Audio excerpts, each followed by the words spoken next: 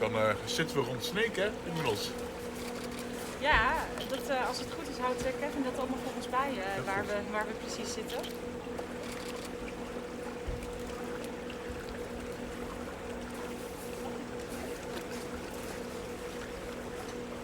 Hoe gaat het, Maarten?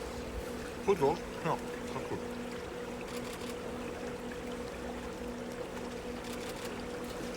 Ook de temperatuur van het zwembad is te doen? Ja, nou, het is een stuk warmer dan buiten, maar wel wat kouder dan ik gehoopt had en gedacht had. Maar het is echt wel een koude dag natuurlijk nu. Dus dat maakt het wat kouder.